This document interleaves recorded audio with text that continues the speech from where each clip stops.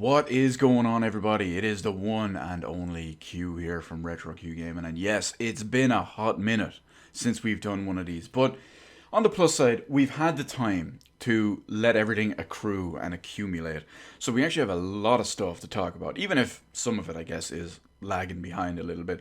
That was one of the nice benefits here of doing this kind of thing every week. You could talk about the week's worth of stuff that happened that week, but now we're going a little bit bigger, a little bit better. So anyway, we are here with our 77th episode of our Quack experimental podcast. And before we get right into everything that we do have to talk about, I want to give one extra little thing going on just at the start of this one. We have, with the release of the PlayStation 5, well, I guess depending on what region you live in, it's technically not out here until 2 or 3 days from now. But it's come out in several regions around the world. Of course, North America being one of the biggest regions for it. And we've had the Xbox Series L at the same time, which also came out last week, I believe it was. You get the idea. And no matter what way you look at it, no matter what we've talked about, the positives, the negatives that some people perceive, that I correctly perceive, that I correctly explain to everyone and whatnot. But regardless of all of that, I just want to real quick say that it is a good time for gamers.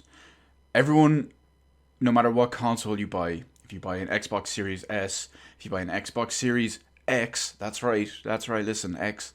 If you buy a PS5 with a digital edition, if you buy a PS5 with a physical edition, no matter what it is, enjoy, have fun. That's all I can say. Hopefully you're buying it for the right reasons. Hopefully you're buying it if you're, I don't know, buying a PS5, maybe you're loving Astro's Playroom, maybe you're loving Demon's Souls, maybe you're loving Spider-Man Miles Morales. I'm losing track of other, well, I guess there are no other exclusive games there.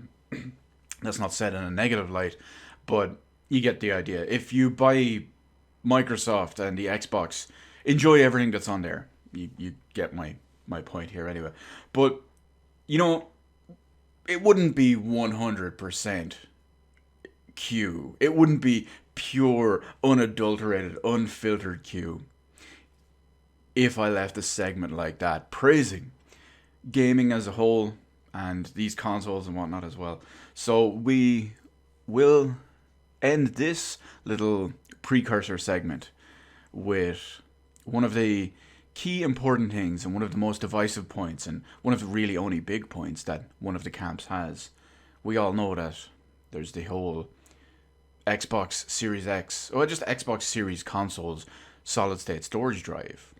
And we know to deal with that one anyway. And we know one of the big features hyped for the PlayStation 5 is the significantly faster, at least compared to the Xbox Series drives, that the significantly faster PlayStation 5 SSD rated at 5.5 gigabits per second of raw data speed. So that's 5500 Mbps. That would be pretty good if you like second place, because here in the master race, we rock the real deal. 7000, baby. You know it. This is true next gen. This is true next gen storage. We're talking 7000 Mbps. 27% faster than your little plebeian console drive. Enjoy all your launch problems, boyos. That's all I can say. But anyway, moving along, we can get on to our first proper topic this week. And this is something that's been going on more recently, but compounds from something that's been happening a little bit longer term. And that is trouble at Microsoft. And no, we're not talking trouble at Microsoft relating to their super slow SSD, because let's face it, they don't have something like this bad boy right here. They don't have this amazing stuff, that this super high-speed PCIe 4.0 7000 Mbps drive. No, we're not talking about that. We're talking about some other stuff. So, as we all know, Microsoft and the Xbox division now own multiple different studios. I believe the count is over 20 if you include all the Bethesda ones that they will officially, completely, 100% own some point in 2021.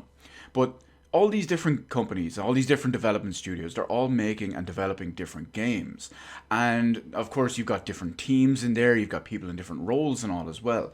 And one of the more important roles in any type of game development studio is a creative director. Essentially, a creative director is basically the head of the game, if you will.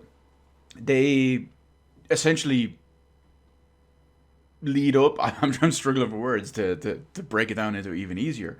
But they're the it says it in their name. They're the creative director.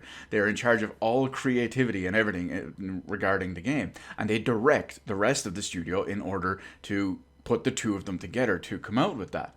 Now, this is where it becomes a bit of a problem because I guess when I wrote these notes, the time frame was accurate, but you can plus or minus a few days out of it too. But two different creative directors from two different studios, Microsoft studios, have departed from their respective studios within the space of about 2 weeks. Again, plus or minus an extra week on top of that because of when I wrote these, but you get the idea. And the important ones here are, one is from Rare. This creative director was in charge of their upcoming Everwild. Well, I was going to say upcoming, but who knows when it's going to be. Well, of Rare's upcoming Everwild. And the other, which is more alarm bell ringing, is Halo Infinite. We all know how Halo Infinite has had massive development hell and development trouble problems. How many different people have key, important, high-level people have we lost from Halo Infinite before we even saw it? And then we saw it, and it was a mess. Yeah, that's not good. So what the hell is going on at Microsoft? Everything over there, not just between 343 Industries and Halo Infinite, but everything over there seems to be an absolute disaster. It's madness. And with what we saw with Halo Infinite and how it was looking and all of this as well, this is looking bad. Now, there is one other thing I will say. Apparently, now, we don't believe this kind of stuff because you should not believe corporations and PR speak and all this stuff because, let's face it, they've fucked everyone over so many times. But Phil Spencer has come out and said, people, do not be alarmed. This has been months in the making. This was planned a long, long time ago. And now it's only finally coming to the date of its original plan. And that could potentially be true. Someone like a creative director of a studio, unless they're getting fired for sexual harassment or something like that, would probably need to give several months advance notice so they can interview people and get people with the proper necessary creativity and creative history and vision and whatnot to replace them and head up their game. Otherwise you get something looking like what we have with Halo Infinite. Big yikes. But anyway, the point is here, look at the key people involved in Xbox this generation. It's not looking good. Phil Spencer, it's a bit of a problem. Now, I mean, looking at objectively for Microsoft specifically, Phil Spencer, that's not pretty good. Not going too well. I mean, looking at it from outside the Xbox thing, he's brilliant. I love Phil Spencer. He ran Xbox into the ground so badly, or at least failed to recover it so badly, that they had to put games on PC.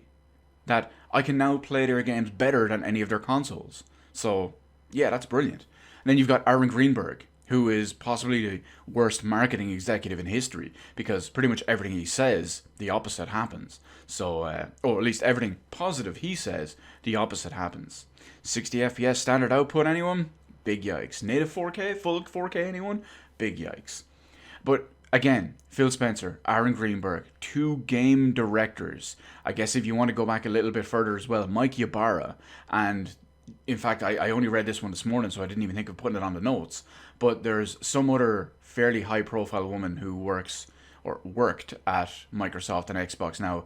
I think her name is Katarina. It literally just popped into my mind as I was reading his names. So she's been a fairly prominent face recently as well, and now she's gone. So what the hell has happened over there? And of course, Microsoft, not just those people, but they also have two new consoles that are underperforming. When's it going to stop? Well, my money's on 5 years from now, give or take. I mean, sure, the console generation will probably last about 7 years, but my money's on about 5 years when Microsoft see that they cannot come back after they're getting completely raffle stomped and will go full third party instead of the complete half third party they are now. And they'll stop making hardware. Or at least stop making locally rendered hardware. They might make a streaming box or something like that. Game Pass, bro. The fuck out of here. But speaking of one of the things that Microsoft has actually done right in the last couple of years, we're going to talk Halo 4. Now, this is going to be a very, very brief segment because there's pretty much almost nothing to say about it, but Halo 4 is coming to the Master Chief Collection on PC on November 17th, in just a few days from now. Now, this also coincides with the Xbox Series upgrade for the Master Chief Collection, including 120 FPS and FOV and blah blah blah, yada yada yada. Still plays with a controller, so big yikes on that.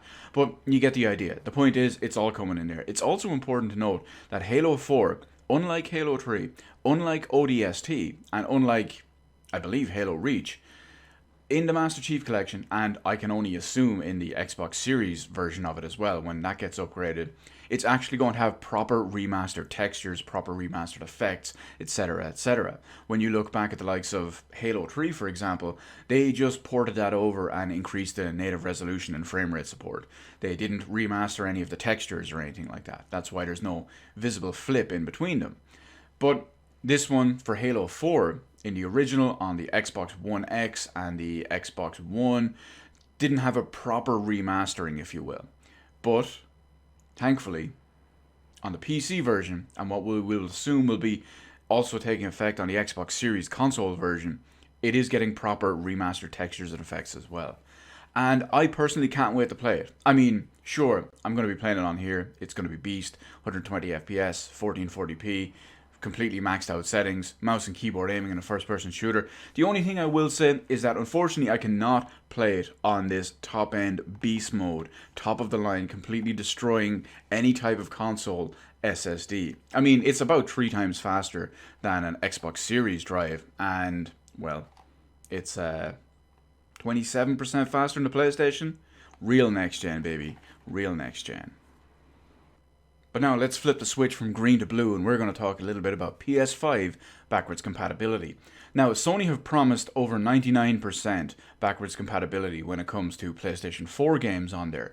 Be it VR games, be it download-only games, be it indie games, be it physical release games, AAA games, or anywhere in between. Now, Sony originally published a list of games that would not work on the PlayStation 5 through backwards compatibility. However, that list contained 10 games.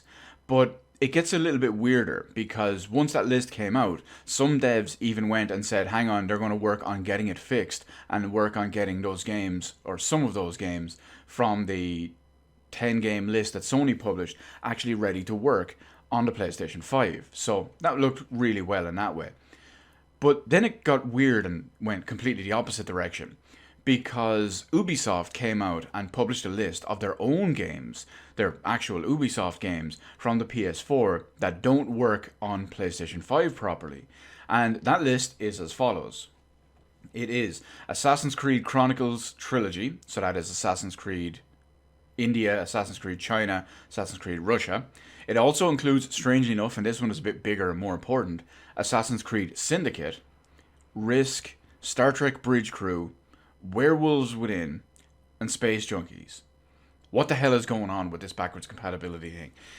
We all know that Microsoft are doing it better. In fact, if you look at how it's handled on the Xbox versus how it's handled on the PlayStation, when it comes to, say, Rocket League, for example, between Rocket League and Call of Duty Warzone, with how it's handled on the Xbox, these developers have just been able to quickly boost it up and go, oh look, 120 FPS support. Whereas on the PlayStation 5, because those games are running in backwards compatibility with the likes of Rocket League and Call of Duty Warzone, because they're still running as PlayStation 4 games, the PlayStation 4 developer environment actually limits at 60 FPS output, which makes complete sense. I mean, there's no reason that on those two consoles, the Xbox One and the PS4, why they would ever have anything above 60 FPS. They can barely break 30. So why would they just leave it uncapped or anything like that? And because of that, because of how it's handled on the Sony side, these companies need to give a proper PS5 native port in order to do so. Now, who knows if they're going to do it? Who knows if they're going to do it with Warzone? It's heavily implied that Rocket League are going to eventually get around to it. It was just quicker and easier to do on the Xbox, and they haven't got a chance to do so yet. But the point here is, at the same time as all of this, be it stuff like Sony's list of stuff that does work and doesn't work, and an uncross-referenced list from Ubisoft of their stuff that does and doesn't work. You've got stuff like Ghost of Tsushima. You've got stuff like Days Gone. Select games.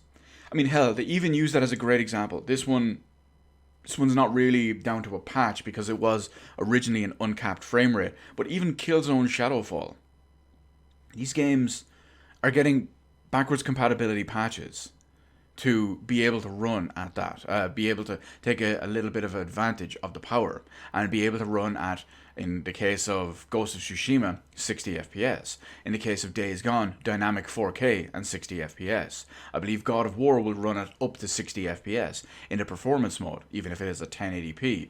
And Killzone Shadowfall we mentioned already, but it is a 1080p game, and you want to use the 1080p in that one very loosely. But originally the game technically capped at 60 FPS, but it just couldn't achieve it, so the frame rate was all over the place, 30 to 45 to 23, that kind of thing. But because of the extra power of the PS5, it can do that. So when you take all those patches and everything about what does and doesn't work and all, take it all into consideration, there's only two important things to note.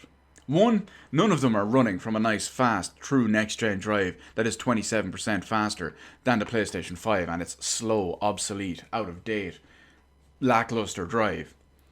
But all these games are getting 60 FPS patches.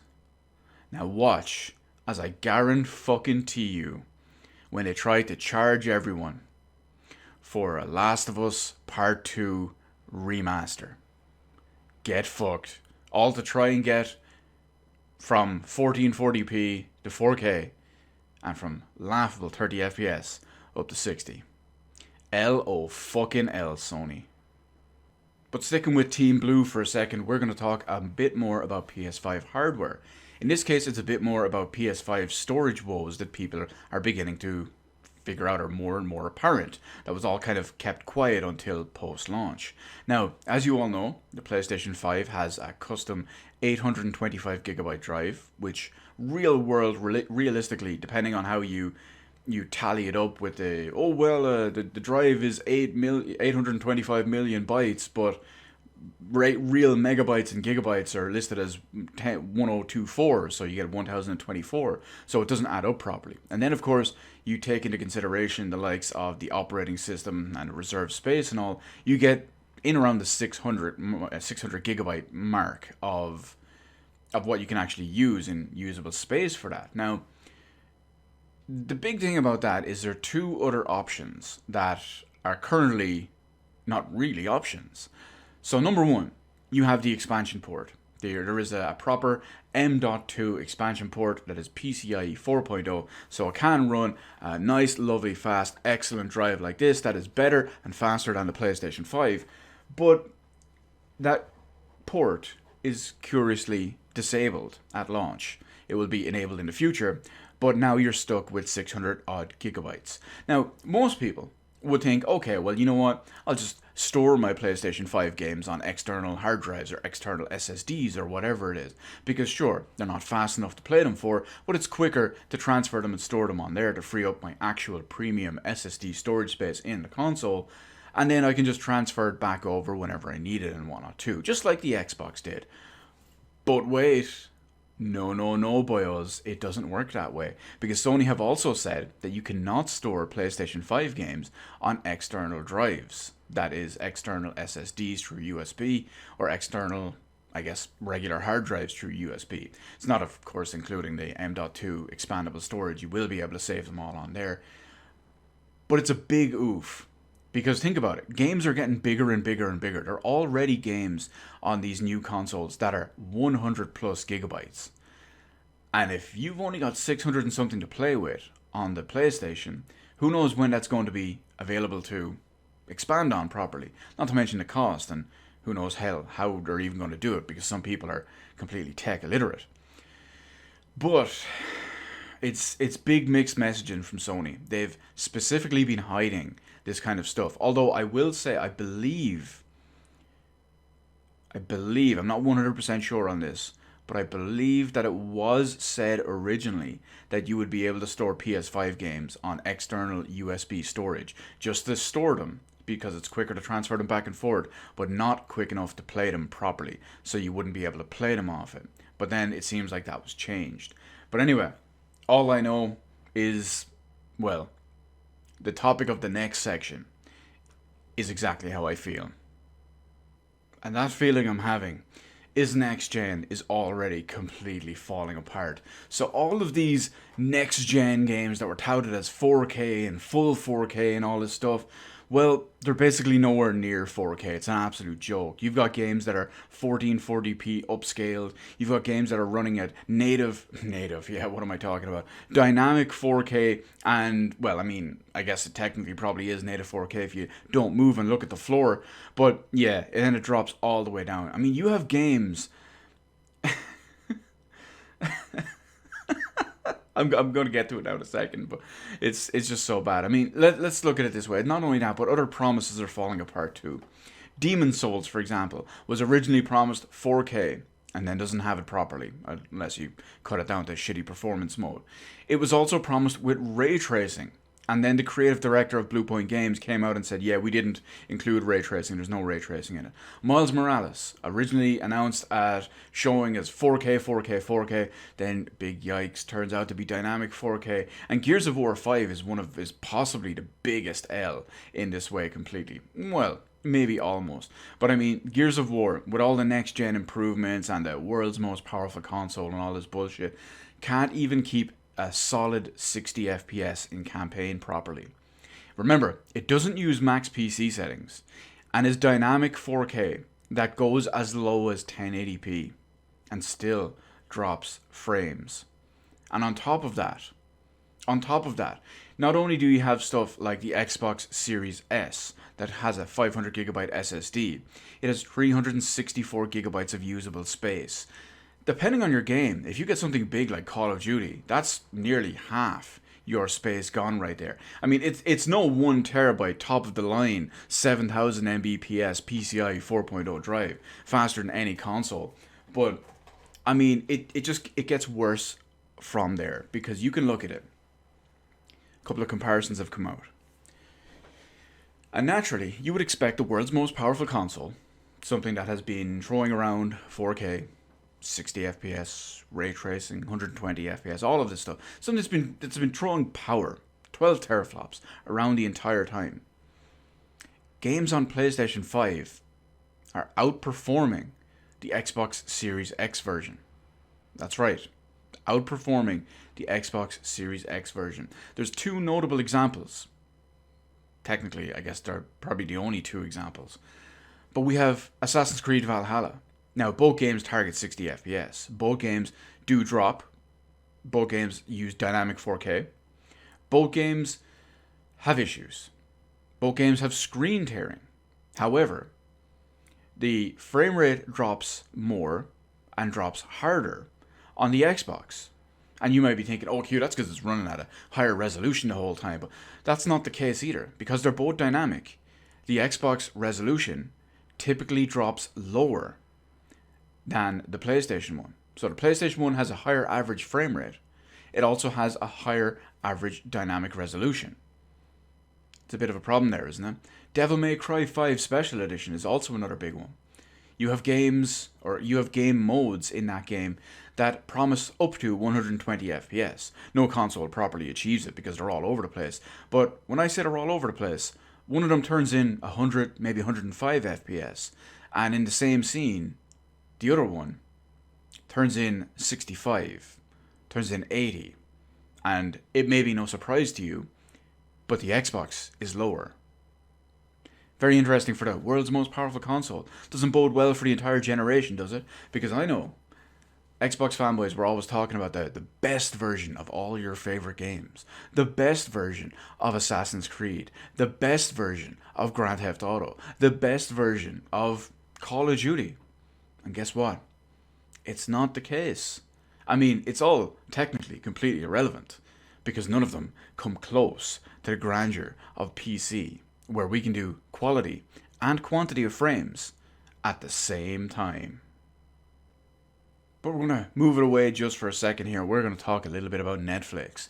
Now, I'm sure you know exactly what Netflix is. It's that video streaming service, so you don't have to download any actual video files to your super fast, top of the line, 7000 Mbps, better than a PlayStation 5 and Xbox Series X SSD. But no, it allows you to just stream it directly through the internet using no local files or anything wherever you go. And of course, we all know that they have been working on their own series and their own stuff and all as well. They've already been working on stuff like the live action The Witcher. They have live action Resident Evil in the works. Is it live action? No, they have CG live action, if I remember correctly, in the works. Or is it both? I can't even remember. I can't even keep up with it. They do so much at this point. They have Dragon's Dogma anime. They have Castlevania anime. And there's probably a bunch of others that I can't even think of at the moment. But officially, they have announced that next up is Assassin's Creed. Now, there's not much to say about it other than that. I mean, there's no details on it whatsoever. The only thing is that, yes, they will be making an Assassin's Creed type of TV show. No words if it's even going to be animated or, what's the other one, live action. But it's Assassin's Creed. It's already flopped with that one live action film they made with the Fass. It's Michael Fassbender. And if he can't save it, I'm pretty sure it's fucked. But next up, we get to have a good laugh because we're going to talk about Persona 5 Scramble. Now, Persona 5 Scramble is the Warriors game, the Musou game when it comes down to it. And yeah, most of us don't care. Most of us are skipping it. The game was pretty commercially bad when it launched in Japan earlier this year. And on top of that, it turns out... Oh yeah, by the way, when it was launched in Japan, it was on PS4 and Switch, neither of which consoles use a super fast, top-of-the-line 7000 Mbps SSD that's faster than any type of console. But it was never officially announced and never officially confirmed for Western translation and release. Now, it had been hinted at, it had been implied, they had mentioned it officially before in certain ways, that they would consider it, they were looking into it, they were seeing how viable it was, yada yada yada, that kind of stuff. But now, in the latest Koei Tecmo, which are the people who developed the Dynasty Warriors and Musou games, well, in their latest investor call, it has been completely scrubbed in any way, shape, or form outside of a Japanese support and release. Big yikes. So the PS4 and Switch may be completely, absolutely fucked. No surprise though, apparently the Switch version runs awful like it does with every other game, but especially compared to the PS4 version. But, I mean, not to mention the PS4 version outsold the Switch version like 2 or 3 to 1 because, well, I mean, what kind of fucking logical person buys something like that on a Switch? But either way, I get to laugh because remember, I am thou art a bitch. Persona 5 ain't coming to Switch. But back to some positive stuff we have going on here, and we have some more top-of-the-line next-generation hardware, just like you would have with this beautiful WD S9, S8, Jesus, I can't even remember the model number, SN850, top-of-the-line, 1TB, 7000 Mbps SSD, better than you will find in any of those piece of shit consoles. But we also have a new top-of-the-line, well, let's call it bottom-of-the-line, shall we, product launch that went off relatively well and with only minor hitches. Nvidia and their 3070. Now the 3070 launch did go a bit better than the 3080 and 3090 launch, mainly because it was delayed a little bit longer so they could get more cards available on day one. And of course, naturally sold out, and it has been worked on, and they've been getting more and more and more ready to ship out and all as well. So it has gone a lot smoother, but of course there are many bumps and whatnot in there too. So in fact, on top of all that, a friend of mine managed to get her one after a little bit of problems and all that with her shipping and all that stuff. There's a whole other story I'm not going to get into, but that was a bit yikes. But the point is that the performance gains and the quality and all of the card are completely blowing her mind. Although it kind of put her in her place a little bit when she'd been big up in DLSS 2.0, and she posted a picture trying to fool me, and I could easily tell it was DLSS and not native quality because it looked a little blurry and a little soft. Yeah, I'm that damn good. Native for the win, baby. It's only a waste when you're punching above your weight. But now on the flip side, we can take a look at the new upcoming AMD GPUs. Now, I've made a video about this. Technically, I mean, I didn't really make a separate video about it. I live streamed the actual event and I talked about it in there. But now we can kind of condense it and talk about it a little bit more in here without going super in depth about it. So there are 3 upcoming AMD RDNA 2 based Navi GPUs. We have an RX 6800, an RX 6800 XT, and an R8 6900 XT. All three cards are 16 gigabytes, and of course they have the most important difference between them is they all have varying amounts of compute units and clock speeds. Now the 6800, the entry level one, is nothing special to talk about when you think about it. It was compared to a 2080 Ti and is slightly better than a 2080 Ti. Now thankfully someone actually pointed this out. They left me a comment based on what I said at the time when I was live streaming it, because I kind of gave AMD a little bit of flack for comparing it to a 2080 Ti. I mean, you're comparing your new upcoming entry-level card to the not even the competition's entry-level card. You're comparing it to a previous generation card. But someone pointed it out to me at the time that the 3070 wasn't officially out. The official benchmarks never existed at that time and all as well. So they could really only fairly compare it, because it was either compare it to a 2080 Ti, which is very, very similar to a 3070, give or take maybe 5% depending on the game, or compare it to a 3080, which would have just completely destroyed the AMD card. So someone pointed that out to me in the comment section of that video. So that was a little bit of something to take into consideration. But then we also have the 6800 XT. Now this is the one that most people are going to be interested in, because the 6800 XT trades blows with the RTX 3080. And not only does it do that on paper, it does it for $50 less at $649. At least that's the MSRP. Of course, that'll be all over the place when it comes to actual real world and all too. Now, the important stuff to note about this one though is, even though technically with the official benchmarks that they did show, it traded blows with the 3080. Remember, always wait for official third-party independent benchmarks before you can go with all of this stuff. Now, back to what we were talking about. So the 6800 XT is slightly better in some games and slightly worse in some games compared to the RTX 3080. But it's the same ballpark though, so even though it's $50 cheaper, you're looking at roughly the same frame rates. So if you're getting 80 FPS in one, you might be getting 75 FPS on the other card. If you're looking at 80 FPS in one, you might be getting 85 on the other card. So it's not a drastic difference in the vast majority of games. But the real one to watch for me though, and what I would recommend for a lot of people trying to upgrade to a significant top-end card, is the 6900 XT. Because what they've shown off, the 6900 XT, it offers RTX 3090 equivalent performance for $999. So that is 33%, at least on the MSRP. I mean, let's face it, these cards the 3090s go up to like $2,000 depending on the model you buy and where you buy it. But yeah, 33% cheaper than a 3090, and you can get that level of performance for it. So the important stuff to note here as well.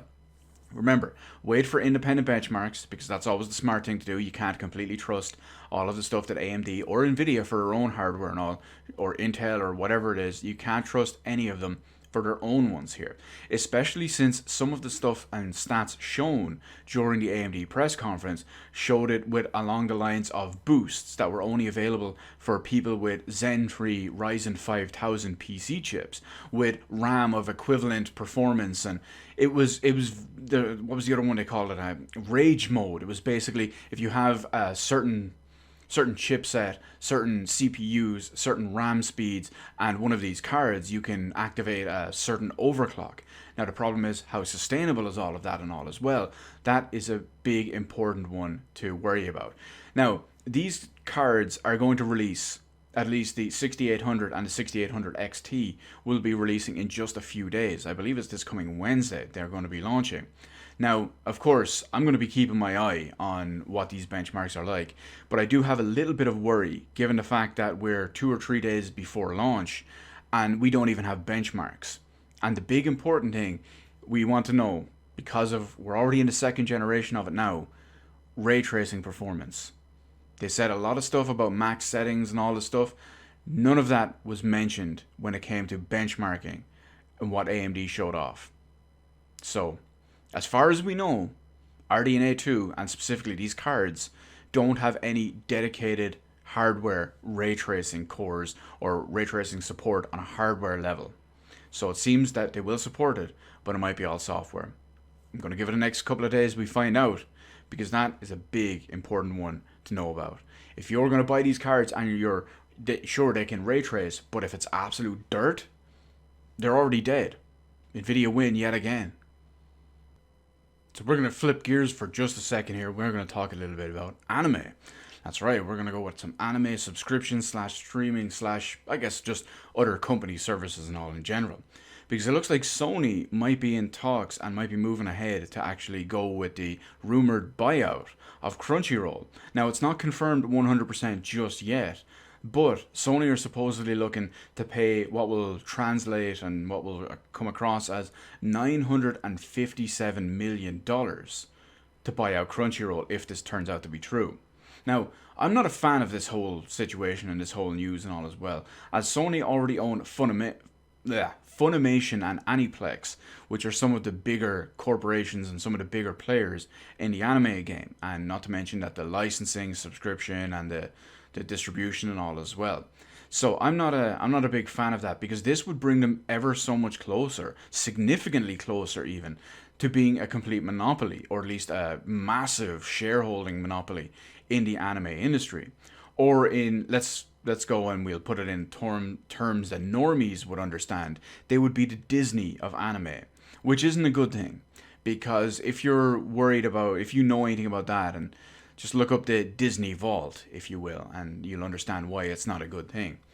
And not only because of all of that, there's already so many issues when it comes to licensing as it is. Companies get licenses in the US, but not in Europe. Different companies get them in select countries in Europe.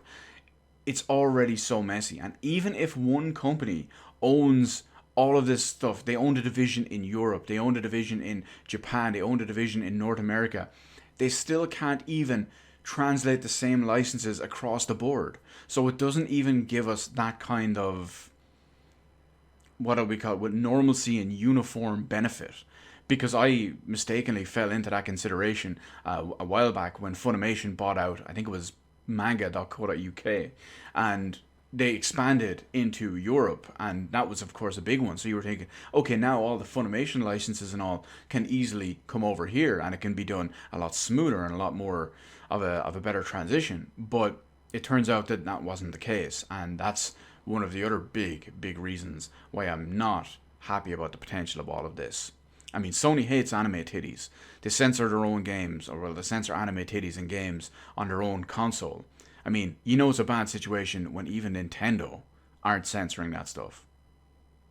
But they're not the only ones rumored of doing buyouts and whatnot too, because we have Microsoft this time. Now, Microsoft, fresh off the back of buying Bethesda for $7.5 billion, are now potentially, depending on who you talk to and who you ask and whatnot, it's all anonymous and unofficial for the moment, they're looking apparently to buy some Japanese studios. And Koei Tecmo in specific have actually come out and are the only ones to publicly confirm that there have been talks about a potential acquisition. Most of the others have said nothing and remained anonymous about the whole thing, so you get the idea.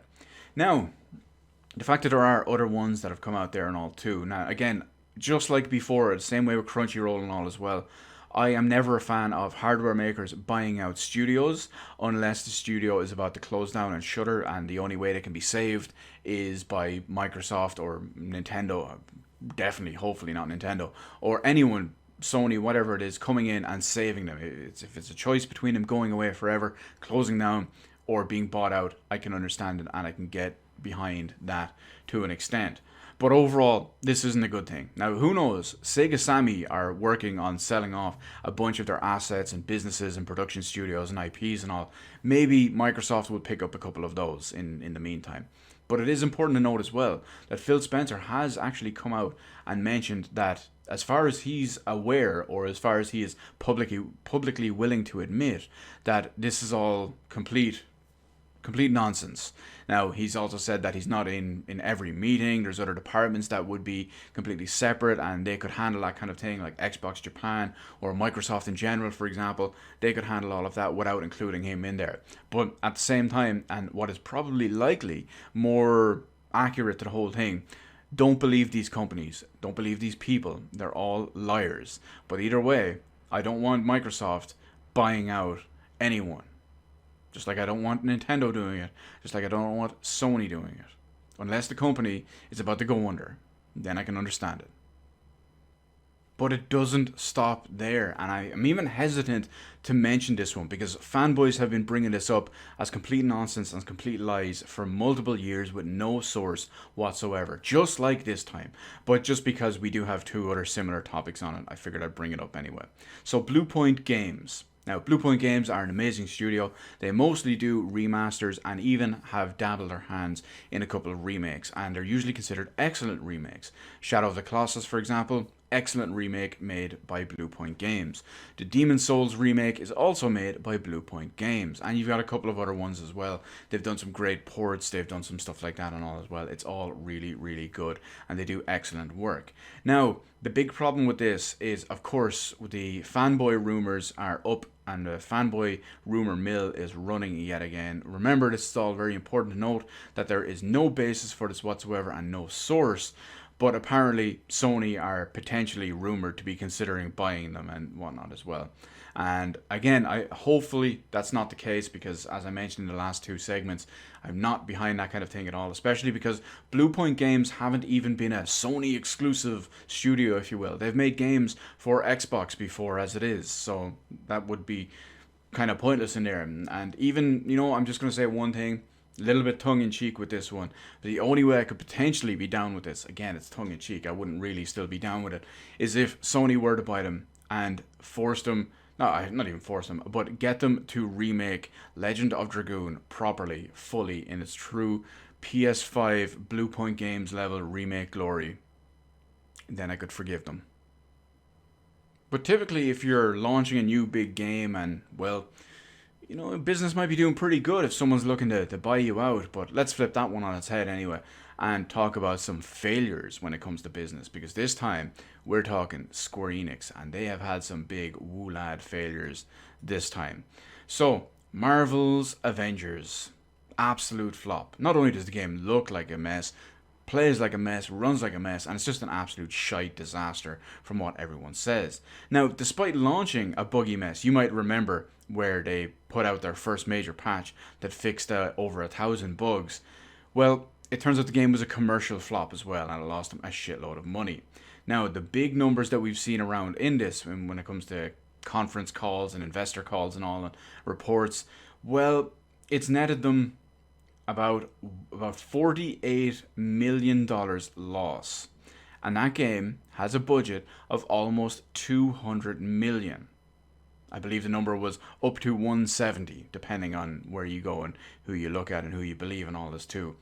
And the game, even though they didn't release official sales numbers, they said, generated a percentage and generated such and such amount and a dollar amount and all. It sold approximately 3 million copies, which is nowhere near enough for their 200 million. Big yikes here. And of course, the rest of the money that they made from all this stuff and all is licensing deals. They've made funding deals and they've made advertising deals for everywhere and all as well. But the important thing is to remember, this game was a flop. It was intended to capitalize on, say, Endgame, and they probably saw how well Marvel's Spider-Man was doing and all that kind of stuff. And stuff like Tomb Raider and Deus Ex died for this shit. Get fucked, Square Enix. And your fucking Final Fantasy 16 timed exclusivity deals. Get fucked. But just before we move on real quick, I do have one other important thing to say. Because we talked a little bit about hardware and how it launches and whatnot, next-gen hardware, 3070s, 3080s, 3090s, all this stuff. We've even talked about top-of-the-line SSDs that are far, far superior to the likes of next-gen consoles, including the PlayStation 5, that is 27% slower than this bad boy at 7000 Mbps versus the 5500 Mbps of their shitty little slow drive. But anyway, we do want to talk about one other little thing here, and that is the new AMD chips that launch. I'm not going to go into the whole different specs and all as well, because I've done that before in a different video, but I did manage to secure myself an AMD 5900X CPU. Now, when I say secure it and say I did manage to get it, there's a little bit of an asterisk in there, and that's what I want to talk about. So yes, I did officially get a pre-order when they went live on the 5900X. Now, it was a shit show. Complete absolute mess in that regard.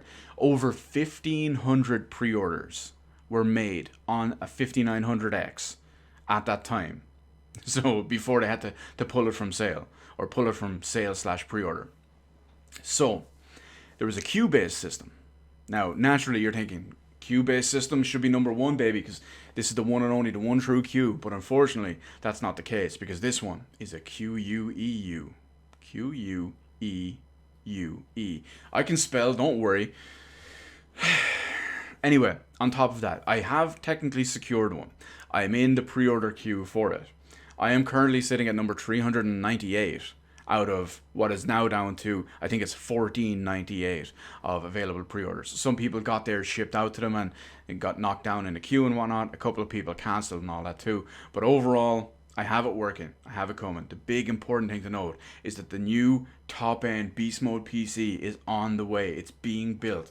We have our first piece in this form of this beautiful little SSD. We have the second piece on the way in the form of the beautiful AMD Ryzen R9 5900X. We're going to have more and more trickling in as the 3080s, as the 3090s, as the 6800 XTs, as the 6900 XTs, as that stuff starts rolling out, as the new G-Skill RAM comes out and starts getting benchmarked, that 4000 megahertz DDR4 baby, that is the sweet spot for Ryzen. So I want to compare what they're doing when it comes to Ryzen, I guess it's Ryzen 5 compatibility. I want to see what numbers they're pumping in for that. I want to see what stuff the Corsair is pumping out for that as well. I want to get the best stuff for me. In the meantime, I get to look up stuff like benchmarks for boards. I get to look at motherboards, SSDs on top of it, because you know I'm buying a second one of these, because the board I'm going to have is having at least 2 of those slots on it. And then I'm going to get a couple of regular SSDs as well. I need to come up with a case to fit all of this stuff with maximum airflow. I need all-in-one water cooler for that Beast Mode CPU. I need a good power supply. You get the idea. But the point is, the Beast Mode Next Gen killer is happening. It's already started. And there ain't nothing you can do about it. But that's it, pretty much. We can round out our episode 77 of our Quack Experimental Podcast with the best segment. The reason why everyone is here every single time we upload one of these. Q, what's up? What's going down? What's going on? What is the 411? What are you doing? What are you playing? Well, over the last week or two, since the last time I've done one of these, we have completed Gears of War 1, Gears of War 2, and Gears of War 3, all live on stream. In fact, for Gears of War 1, we did a super stream. I played that entire game nearly 6 hours straight, and we completed it all in one session, all in one sitting. And then over the next week, week and a half, 2 weeks, whatever it was, we completed Gears of War 2 and Gears of War 3. And then, of course, it's time to move on to something else and all. Now, I'm currently on holidays from work. I want a little bit chill. I need something different. I need something to get me going. I need something to relax to. I need to break up the monotony of what's gotten into me. You'll see what else we're talking about here. I'm considering starting a new chill game. I've been saying that for years. Literally years. This time, like the last couple of years, I am more seriously considering actually finally getting around to starting it, and it's going to be Stardew Valley if I do. I'm looking forward to getting around to that if I manage to start it, and it's just what I need. I need to relax. I need chill. I've been losing my mind the last couple of months, last couple of weeks in particular. Hell, it's probably the last couple of months just to be at a significant level. But on top of that, despite making the video about it, about my game of the year and all as well, I actually went and did something I didn't expect to do. And I started Persona 5 Royal. And I'm over 100 hours into Persona 5 Royal. I'm like 102 hours or 103 hours or something into it. I'm right up at the end of the original base content. So I mean, where am I? 20, 30 hours, maybe more. But yeah, it's pretty big and pretty important when it comes to that. Anyway, the big one on top of that is what next. Coming from one big RPG like this, one big long experience like this, I need something that is going to be a palate cleanser. I mean, sure, Halo 4 will help, but I'll need a little bit more than that. I'll need something to cleanse the palate before I move on to what I want to do as my next big RPG and all as well. The streaming has slowed down a little bit because I've gotten what I feel like I can get out of it for now.